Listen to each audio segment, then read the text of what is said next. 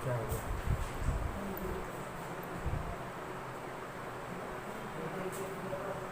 Good morning to all of student and welcome to my channel tricky science. आज हम class 9 science में natural resources प्राकृतिक संसाधन इससे कुछ महत्वपूर्ण चीज़ों को लेके आए हुए हैं। इसका पीडीएफ आपको सेंड कर दिया गया था और पीडीएफ के माध्यम से इसके जो इम्पोर्टेंट क्वेश्चन हैं उनको भी भेज दिया गया था। आई होप आप लोगों ने कर लिया होगा, लगा लिया होगा।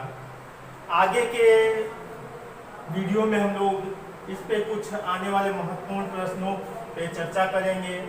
कुछ ऐसे प्रश्न हैं नेचुरल रिसोर्सेज के अंतर्गत, प्राकृतिक संसाधन के अंतर्गत कुछ ऐसे प्रश्न हैं जो लगभग सारे एग्जाम्स में लगातार आते हैं। बहुत सारे क्वेश्चन हैं इससे, तो उन्हीं सारे क्वेश्चनों को लेके हम लोग चर्चा करेंगे, डिस्कशन करेंगे, समझने की कोशिश करेंगे। तो अगर आप चैनल पे नए हैं तो प्लीज़ चैनल को सब्सक्राइब करें, लाइक करें, शेयर करें। तो हम लोग चर्चा किन किन टॉपिक पे करेंगे? चर्चा करेंगे प्रदूषण क्या है, पॉल्यूशन क्या है, इसके कारक कौन कौन से होते हैं, कितने प्रकार के होते हैं। इसके बाद वायु प्रदूषण के सूचक, कुछ सूचक होते हैं जो वायु प्रदूषण को सूचित करते हैं, उनको हम क्या कहते हैं। फिर इसी टर्म में अगला आता है क्वेश्चन कि बादलों का निर्माण कैसे होता है, कि वास्तव में जो रेन होती है, जो बरसात होती है, तो उसके पहले बादल बनते हैं, तो वो बादल कैसे बनते हैं उसको हम लोग समझने की कोशिश करेंगे। फिर अगला क्वेश्चन आता है इसी में कि what is a green house effect, green house प्रभाव एवं वैश्विक ऊष्मीकरण किसको कहते हैं, ग्रीन हाउस प्रभाव क्या है और वैश्विक ऊष्मीकरण किसे कहते हैं। इसके बाद हम लोग आ जाएंगे ओजोन परत पे। आप लोगों को सबको पता है कि ओजोन परत क्या है, इसका अपक्षय कैसे हो रहा है, इन सारी चीज़ों को। फिर एक क्वेश्चन आते हैं कि ग्रीन मफलर क्या है। ये वनडे एग्जाम में यहाँ से कई क्वेश्चन, देखिए एक क्वेश्चन तो ये आपका बनता है कि वायु प्रदूषण का सूचक किसे कहते हैं। दूसरा क्वेश्चन बनता है ग्रीन हाउस इफेक्ट से। तीसरा क्वेश्चन ओजोन परत से उठता है। चौथा क्वेश्चन है ग्रीन मफलर किसको कहते हैं, अम्ल वर्षा किसे कहते हैं, स्टोन कैंसर क्या है। तो सारा का सारा टॉपिक इतना महत्वपूर्ण है कि आपको अभी नहीं, आने वाले अन्य एग्जामों में भी महत्वपूर्ण होंगे और सहायक होंगे। तो चलिए शुरू करते हैं, एक एक चीज़ों को समझने की कोशिश करते हैं टॉपिक बाय टॉपिक। तो सबसे पहले हम लोग समझेंगे कि प्रदूषण क्या है, व्हाट इज ए पॉल्यूशन। तो देख सकते हैं जैसा लिखा भी गया है कि वायु, जल एवं मृदा के भौतिक, रासायनिक एवं जैविक गुणों में होने वाले परिवर्तन। कहने का मतलब कि वायु में, जल में, मृदा में कुछ ऐसे परिवर्तन जो भौतिक एवं रासायनिक गुणों के कारण हो तथा जो मानव जीवन को, रहन सहन एवं अन्य जीवों पर प्रतिकूल प्रभाव डालते हैं। ठीक, उसको हम क्या कहते हैं, पॉल्यूशन कहते हैं, प्रदूषण कहते हैं। फिर से समझिएगा कि वायु, जल एवं मृदा, ठीक, ये तीनों चीजें हमारे लिए आवश्यक हैं। इन तीनों चीजों को भौतिक एवं रासायनिक, जैविक गुणों में होने वाले परिवर्तन, मतलब क्या है कि ऐसे परिवर्तन जो भौतिक एवं रासायनिक गुणों के कारण हो, किसमें, वायु, जल एवं मृदा में, तथा जो मानव जीवन के रहन सहन एवं अन्य जीवों पर प्रतिकूल प्रभाव डालते हों, वो क्या कहलाएंगे, पॉल्यूशन कहलाएंगे, प्रदूषण कहलाते हैं। अब प्रदूषण कितने प्रकार के होते हैं? नॉर्मली प्रदूषण 3 प्रकार के होते हैं। पहला है वायु प्रदूषण, दूसरा है जल प्रदूषण और तीसरा है मृदा प्रदूषण।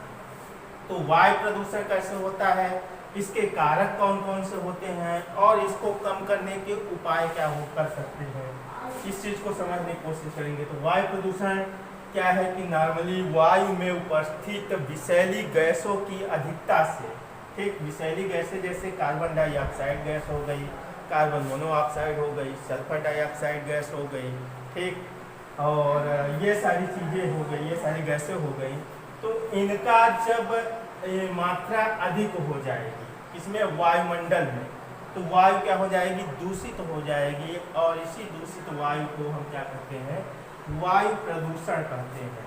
ठीक, समझने की कोशिश कीजिएगा कि जो कल कारखाने हैं, ठीक, गाड़ियां हैं, इनसे जो धुएं निकल रहे हैं वो धुएं वास्तव में किस रूप में प्राप्त हो रहे हैं? कार्बन डाइऑक्साइड के रूप में, कार्बन मोनोऑक्साइड के रूप में, सल्फर डाइऑक्साइड के रूप में। और ये लगातार किसको दूषित कर रहे हैं? वायु को दूषित कर रहे हैं, वायुमंडल में मिल रहे हैं। और वायुमंडल में वायु उनके संपर्क में आने पर क्या होती है? दूषित हो जाती है, और जो हमारे लिए अत्यंत ही घातक होती है। अब इसको रोकने के उपाय क्या है? इसको रोकने के ज़्यादा से ज़्यादा उपाय क्या करने चाहिए कि हरे पेड़ पौधों को लगाना चाहिए। ठीक, अभी क्या होता है कि पेड़ पौधों की कटाई होती जाती है, जिससे प्रदूषण की मात्रा बढ़ती जाती है। तो ऐसी स्थिति में हरे पेड़ पौधों को लगाना चाहिए ज़्यादा से ज़्यादा मात्रा में। कल कारखाने जो होते हैं उनको एक बस्ती, मतलब ये कहने का मतलब जहाँ पे लोग निवास कर रहे हैं उससे दूर ले जाके स्थापित करना चाहिए। गाड़ियों को, ऐसी गाड़ियाँ जिनमें ज़्यादा दूर प्रदूषण कर रही हैं उन पर रोक लगा देनी चाहिए। सीएनजी, नॉर्मली सीएनजी का उपयोग करना चाहिए। अब तो बहुत सारी गाड़ियाँ ऐसी आ गई हैं जो BS4 BS6 में सीएनजी के उपयोग में चल रही हैं, तो उनसे प्रदूषण कम होता है। ये सारी चीज़ें हम जब करेंगे तो इससे क्या होगी? हमारी वायु प्रदूषण की मात्रा घटेगी। ठीक, अगला टॉपिक आता है जल प्रदूषण। अब जल प्रदूषण के कारक क्या है? जल प्रदूषण के भी कारक यही सारी चीजें हैं। जो कारखाने हैं उनसे जो वेस्ट मटेरियल निकल रहा है, वो वेस्ट मटेरियल क्या है? सीधे जल को जाके प्रदूषित कर रहा है। दूसरी चीज, जो सीवर होता है, जो सीवर लाइन होता है, उसका जल जो नदियों, तालाबों, झीलों में जाके गिर रहा है, उससे भी जल क्या हो रहा है? प्रदूषित हो रहा है।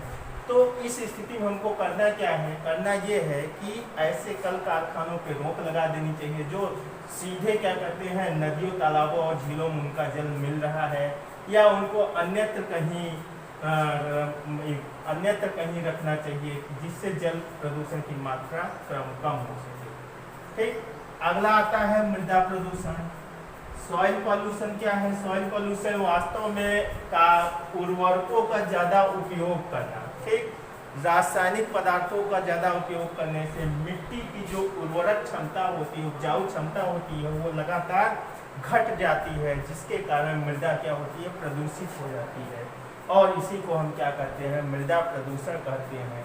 और इसको रोकने का उपाय क्या कर सकते हैं? इसको रोकने के लिए हम कर सकते हैं कि ज़्यादा से ज़्यादा जैविक खादों, कंपोस्ट खादों का उपयोग करें, रासायनिक खादों का उपयोग कम करें, और कीटनाशक पदार्थों का जो छिड़काव किया जाता है उनका उपयोग कम करें। तो ये सारी चीज़ें करने से मृदा क्या होगी? कम प्रदूषित होगी। ठीक, तो प्रदूषण में क्या क्या था? वायु प्रदूषण, जल प्रदूषण और मृदा प्रदूषण। एक और होता है ध्वनि प्रदूषण। ठीक, तो ध्वनि प्रदूषण क्या होता है कि ध्वनि प्रदूषण जो गाड़ियां हैं, कल कारखाने हैं, तो इनकी जो आवाज़ अत्यधिक मात्रा में निकलती है, तो उसको हम क्या बोलते हैं? ध्वनि प्रदूषण कहते हैं। और यह प्रदूषण भी हमारे लिए घातक होता है, क्योंकि अगर एक मानक स्थिति कर दी गई है कि अगर 70 से लेके 70,000 डेसिबल तक की आवाज़ है, ठीक, तो वो तो ठीक है, लेकिन इसके ऊपर अगर आवाज़ हो गई तो वो हमारे कानों के लिए घातक होगी। हमारे कान के पर्दे उससे कहीं न कहीं इफेक्टिव हो सकते हैं। तो ये प्रदूषण भी घातक है। अगला टॉपिक आता है वायु प्रदूषण का सूचक किसे कहते हैं? कई बार एग्जाम में पूछ चुका है। तो वायु प्रदूषण का सूचक होता है लाइकेन। क्या होता है? लाइकेन। आप लोगों ने देखा होगा कि कहीं कहीं पे तालाबों के किनारे या सड़क के किनारे तो हरी पत्ते नुमा संरचना तालाब पूरा ढक लेती है, ठीक ना? तो उसको लाइकेन कहते हैं। और यह सल्फर डाइऑक्साइड के प्रति अति संवेदनशील होती है। ठीक, किसके प्रति होती है? सल्फर डाइऑक्साइड के प्रति संवेदनशील होती है। इसलिए यह जहाँ पर प्रदूषण की मात्रा ज़्यादा होती वहाँ पे नहीं पाए जाते। कहाँ पाए जाते हैं? जहाँ पे प्रदूषण की मात्रा कम होगी। प्रदूषण की मात्रा कम होगी मतलब सल्फर डाइऑक्साइड की मात्रा क्या होगी? कम होगी। और जब सल्फर डाइऑक्साइड की मात्रा कम होगी तो वहाँ प्रदूषण का स्तर भी क्या होगा? कम होगा। ठीक, तो ऐसी जगहों पे ये पाए जाते हैं, इनको लाइकेन कहते हैं। और लाइकेन को वास्तव में किसका सूचक कहा जाता है? वायु प्रदूषण का सूचक कहा जाता है। अगले टॉपिक पे आते हैं, बादलों का निर्माण कैसे होता है। तो बादलों का निर्माण कैसे होता है इसको समझने की कोशिश करेंगे कि जब जल स्रोतों से जल स्रोत क्या क्या, जैसे नदियाँ हो गई, तालाब हो गए, झीलें हो गए, ठीक, सागर हो गए, तो इनसे जब जल सूर्य की किरणों के ताप से वाष्प के रूप में बदलकर वायुमंडल में जाता है, जब इन जल स्रोतों पे सूर्य की किरणें सीधे पड़ती हैं तो यहाँ से जल क्या होता है, वाष्पित होने लगता है, ठीक। तो यहाँ से जल क्या होगा, वाष्पित होगा, और ये वाष्पित होकर ऊपर की ओर जाएगा, कहाँ पे, वायुमंडल में, ऊपर की ओर वायुमंडल में जाता है, ठीक। तो जब ये ऊपर की ओर वायुमंडल में जाता है तो ऊपर जाके जल वाष्प ठंडी हो जाती है, ठीक। अब ये गर्म जल वाष्प ऊपर की ओर गई और ऊपर जैसे पहुंचेगी वायुमंडल में, वायु के संपर्क में यह आएगी तो यहाँ पे क्या हो जाएगी, ये ठंडी हो जाएगी, और ठंडी होकर छोटी छोटी जल की बूंदों के रूप में वायु में निलंबित होकर बादलों का निर्माण करती है, ठीक। ठंडी होगी तो क्या होगी, छोटी छोटी जल की बूंदें बन जाएंगी और यह वायु में निलंबित हो जाएगी, मतलब मिक्स हो जाएगी, और उसी को हम क्या कहते हैं, बादल कहते हैं। तो बादलों का निर्माण कैसे होता है कि जल के जो स्रोत हैं उन स्रोतों पे जब सूर्य की रोशनी सीधे पड़ती है तो ये गर्म होकर वाष्पित होकर ऊपर की ओर जाती हैं, और ऊपर जाके जब वायु के संपर्क में आती है तो ये ठंडी हो जाती है, कौन सी, जल वाष्प, और ठंडी होकर छोटी छोटी बूंदों के रूप में छोटी छोटी बूंदों के रूप में वायु में मिल जाती हैं और एक विशेष संरचना बना लेती हैं, जिसे हम क्या करते हैं, बादल करते हैं, ठीक। अगला आता है ग्रीन हाउस प्रभाव एवं वैश्विक ऊष्मीकरण किसे कहते हैं। याद रखिएगा, ग्रीन हाउस प्रभाव एक ऐसी संरचना होती है जो कांच की बनी होती है, और यह वास्तव में कहाँ पाई जाती है, ठंडे प्रदेशों में बनाया जाता है, क्योंकि वहाँ के वातावरण को गर्म रखने के लिए। तो ठंडे मौसमों में उष्णकटिबंधीय पौधों को गर्म रखने के लिए शीशे का एक विशेष आवरण बनाया जाता है, ठीक। और शीशे द्वारा ऊष्मा को रोक लेने के कारण शीशे के अंदर का तापमान बाहर के तापमान से काफ़ी अधिक हो जाता है। इस प्रकार के आवरण को ग्रीन हाउस प्रभाव या ग्रीन हाउस इफेक्ट कहते हैं। क्या होता है कि उष्णकटिबंधीय प्रदेशों में, ठीक, एक ऐसी संरचना बनाई जाती है, कांच का एक आवरण बना दिया जाता है, ठीक। अब इस आवरण पे जब कांच इस आवरण पे जब प्रकाश किरणें पड़ेंगी, सूर्य की प्रकाश किरणें इस पे पड़ेंगी तो वो क्या होंगी, रिफ्लेक्ट हो जाएंगी, वापस चली जाएंगी, ठीक। और इसके अंदर का जो वातावरण है, इसके अंदर का वातावरण वह गर्म ही रहेगा, ठीक। ना तो ज़्यादा ठंडा होगा ना तो ज़्यादा गर्म होगा। मतलब कहने का मतलब ये है कि पौधों के लिए अनुकूल वातावरण बन जाता है, और ऐसे प्रभाव को हम क्या कहते हैं, ग्रीन हाउस इफेक्ट कहते हैं, ठीक। क्योंकि यह कांच का बना होता है, ठीक। ग्रीन हाउस इफेक्ट किसका बना होता है, कांच का बना होता है, और कहाँ पाया जाता है, ठंडे प्रदेशों में पाया जाता है, उष्णकटिबंधीय पौधों को गर्म रखने के लिए, ठीक। अब दूसरी चीज आती है कि वैश्विक ऊष्मीकरण क्या है। तो वैश्विक ऊष्मीकरण क्या है कि कुछ गैसें जैसे कार्बन डाइऑक्साइड हो गई, मीथेन हो गई, नाइट्रस ऑक्साइड हो गई, यह पृथ्वी से ऊष्मा को वायुमंडल के बाहर जाने से रोकती है। पृथ्वी से ऊष्मा को वायुमंडल से बाहर जाने के लिए अवरोध पैदा करती है। कौन कौन सी गैसें, CO2 हो गई, ठीक, CO2 हो गई, मीथेन हो गई, नाइट्रस ऑक्साइड हो गई। यह क्या करेगी, ऊष्मा को वायुमंडल से बाहर जाने से रोकती है। वायुमंडल में इस प्रकार की गैसों की अधिकता से, जब वायुमंडल में ऐसी गैसों की अधिकता हो जाएगी, ज़्यादा गैसें हो जाएंगी, तो क्या हो जाएगा, पृथ्वी का औसत तापमान में लगातार वृद्धि होती चली जाएगी। याद रखिएगा कि जब ये गैसें वायुमंडल में ही रह गई, ठीक, वायुमंडल से रिफ्लेक्ट नहीं हुई, पृथ्वी पे नहीं आई, वायुमंडल में रह गई, तो ये पृथ्वी के तापमान को क्या करेंगे, बढ़ाएंगी न कि घटाएंगी। अगर रिफ्लेक्ट हो जाती तब तो ये घटाती, लेकिन ये अवशोषित नहीं हो रही है, वायुमंडल में ही रह रही है, तो वायुमंडल में क्या करेंगी, तापमान को बढ़ाने लगेंगी, और लगातार पृथ्वी का औसत तापमान बढ़ता चला जाएगा। इस प्रकार के तापमान वृद्धि को हम क्या कहते हैं, वैश्विक ऊष्मीकरण कहते हैं, ठीक। तो वैश्विक ऊष्मीकरण क्या है फिर से एक बार समझिएगा कि कुछ गैसें जैसे CO2 हो गई, मीथेन हो गई, नाइट्रस ऑक्साइड हो गई, यह पृथ्वी से ऊष्मा को वायुमंडल के बाहर जाने से रोकेंगे। ठीक, पृथ्वी से ऊष्मा को वायुमंडल के बाहर नहीं जाने देंगे, अवरोध उत्पन्न करेंगे। ऐसी स्थिति में क्या होगा? ऐसी स्थिति में होगा ये कि पृथ्वी का जो तापमान है वो लगातार बढ़ता चला जाएगा। ठीक, और इस प्रकार बढ़ते हुए तापमान को ही हम क्या करते हैं? वैश्विक ऊष्मीकरण करते हैं। ठीक, अगला है ओजोन परत क्या है, इसका अपक्षय कैसे हो रहा है। तो ओजोन परत क्या है कि ऑक्सीजन जो है सामान्यतः द्विपरमाणुक होता है। अगर ऑक्सीजन का स्रोत क्या है तो क्या होता है? O2 होता है, मतलब ऑक्सीजन के दो परमाणु O+O मिलकर क्या बना रहा है? O2 बना रहा है। तो ये क्या हो गया? दो परमाणु हो गया। लेकिन वायुमंडल में जो ऑक्सीजन पाई जाती है वो तीन परमाणुओं की बनी होती है। कहने का मतलब O+O+O=O3। ठीक, O3 होती है और O3 को ही हम क्या कहते हैं? ओजोन कहते हैं या ओजोन परत कहते हैं। ठीक, तो ऑक्सीजन के तीन परमाणुओं के बने हुए भाग को हम क्या कहते हैं? ओजोन कहते हैं। ठीक, अब ओजोन परत का कार्य क्या है कि ओजोन परत सूर्य से आने वाली पराबैंगनी किरणों को, पराबैंगनी किरणें मतलब अल्ट्रावायलेट रेस जो होती हैं, जो हमारे लिए हानिकारक होती हैं, वो पृथ्वी तक नहीं पहुंचने देती। ये अवशोषित कर लेती हैं उसको और अवशोषित कर लेती हैं, जिसके कारण हमारी पृथ्वी बची हुई रहती है। क्योंकि ये पराबैंगनी किरणें क्या है? अत्यंत घातक है। ठीक, तो इसको, इस परत को, संपूर्ण परत को हम क्या कहेंगे? ओजोन परत कहेंगे। वायुमंडल के बाहर एक परत बनी हुई है जो परत क्या करेगी? सूर्य की रोशनी को सीधे क्या करेगी? अवशोषित कर लेगी। मतलब कहने का मतलब यह है पृथ्वी तक नहीं पहुंचने देगी, और इसी को हम क्या कहते हैं? इसी को हम ओजोन परत कहते हैं। ओजोन परत कहते हैं।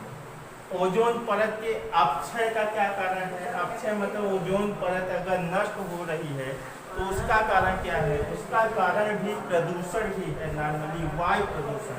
ठीक, और कैसा वायु प्रदूषण? जैसे क्लोरोफ्लोरोकार्बन हो गए, ठीक, रियोन गैसें हो गई, सल्फर डाइऑक्साइड गैसें हो गई। इन गैसों की जब अधिकता हो जाती है तो ये O3 से क्रिया करने लगती है, और O3 से क्रिया करके ये ओजोन परत को धीरे धीरे नष्ट करने लगती है, जिसके कारण ओजोन परत में छिद्र हो जाता है। और जो अल्ट्रावायलेट रेज आ रही है, सूर्य की पराबैंगनी किरणें आ रही हैं, वो इस परत को, ये परत उनको अवशोषित नहीं कर रहे और सीधे ट्रांसफर कहाँ कर रही है? पृथ्वी में कर रही है। तो इससे बहुत ही घातक परिणाम सिद्ध होता है, बहुत ही हानिकारक होती है। अंटार्कटिका महासागर इसका एक उदाहरण है, जहाँ पे छिद्र होने के कारण ग्लेशियर का लगातार पिघलना जारी है और समुद्र का जल स्तर बढ़ता जा रहा है, जिससे कई शहर ऐसे हैं जो समुद्र के किनारे बसे हुए हैं, उन्हें डूबने का खतरा है। तो ओजोन परत का अपक्षय क्या है कि ये गैसें क्या करेंगी? सीधे इस परत को नष्ट करने लगती हैं। ठीक, और इससे अपक्षय। अगला आता है ग्रीन मफलर क्या है? ग्रीन मफलर मतलब एक हरा घास का मैदान, या ग्रीन मफलर का मतलब होता है कि यह नॉर्मली ध्वनि प्रदूषण के लिए लगाया जाता है। ग्रीन मफलर क्या है? ध्वनि प्रदूषण का सूचक होता है। ये भी पूछ लेता है कि ध्वनि प्रदूषण का सूचक क्या है। तो ध्वनि प्रदूषण का सूचक क्या है? Green muffler. सड़क के किनारे पे नॉर्मली किन दो पौधे ऐसे लगाए जाते हैं, एक तो है अशोक का पौधा और एक है अशोक का पौधा और एक कनेर। कौन सा? कनेर। इन पौधों को सड़क के किनारे लगा दिया जाता है। यह वायु की अधिकतम मात्रा को अवशोषित करते हैं आकर। तो वायु क्या है? वायु की जब मात्रा कम हो जाएगी तो ध्वनि ज़्यादा नहीं होगी, और ध्वनि जब ज़्यादा नहीं होगी तो शोर शराबा वहाँ पे नहीं होगा, और इसलिए इनको कहा जाता है ग्रीन मफलर कहा जाता है। ठीक, अगला आता है अम्ल वर्षा क्या है? अम्ल वर्षा क्या है कि जब सल्फर डाइऑक्साइड, नाइट्रस ऑक्साइड तथा कार्बन डाइऑक्साइड की वायु में अधिकता हो जाती है तो ये गैसें जल की बूंदों के रूप में पृथ्वी पर गिरती हैं, जिसे अम्ल वर्षा या एसिड रेन कहते हैं। अम्ल वर्षा खतरनाक किसके लिए है? पेड़ पौधों के लिए खतरनाक है, बड़ी बड़ी बिल्डिंग जो होती हैं वो खतरनाक होती हैं, संगमरमर के पत्थरों के लिए खतरनाक है। ठीक, नेक्स्ट आता है स्टोन कैंसर क्या है। स्टोन कैंसर क्या है? नॉर्मली संगमरमर के पत्थरों पे जब ये एसिड रेन की बूंदें गिरती हैं तो वहाँ पे पीला पीला धब्बा पड़ जाता है। ठीक, और इसी धब्बे को हम क्या बोलते हैं? स्टोन कैंसर कहते हैं। स्टोन कैंसर कहते हैं। और यही कारण है कि ताजमहल, जो आगरा में ताजमहल है, उसके लगभग 3 किलोमीटर के दायरे पे जो भी इकाइयाँ थी, औद्योगिक इकाइयाँ थी, उन इकाइयों को बंद कर दिया गया। क्यों बंद कर दिया गया? क्योंकि उन इकाइयों से ये सारी गैसें निकल रही थी, sulphur dioxide, nitrous oxide, carbon dioxide गैसें निकल रही थी, और वहाँ पे एसिड रेन की ज़्यादा संभावना थी। तो अगर एसिड रेन होगी तो वो बिल्डिंग क्या होगी? धीरे धीरे धीरे धीरे उस बिल्डिंग को नुकसान करेंगी। और ताजमहल में ज़्यादातर कौन से संगमरमर के पत्थर लगाए गए हैं, जिससे स्टोन कैंसर होने यानी कि पीला धब्बा पड़ जाएगा, उसकी खूबसूरती घट जाएगी। इसलिए वहाँ के दायरे में 3 किलोमीटर के दायरे में सभी औद्योगिक इकाइयों को बंद कर दिया गया। ठीक, तो ये था आज हमारे प्राकृतिक संसाधन, नेचुरल रिसोर्सेज से कुछ महत्वपूर्ण क्वेश्चन। इसी क्रम में हम लोग आगे के वीडियो में पढ़ेंगे जल चक्र के बारे में, जल चक्र, कार्बन चक्र, नाइट्रोजन चक्र। ठीक, तो ये सारी चीज़ों पे हम लोग अगले वीडियो में पढ़ेंगे, अगले वीडियो में समझने की कोशिश करेंगे। फिलहाल के लिए इतना ही। बहुत बहुत धन्यवाद।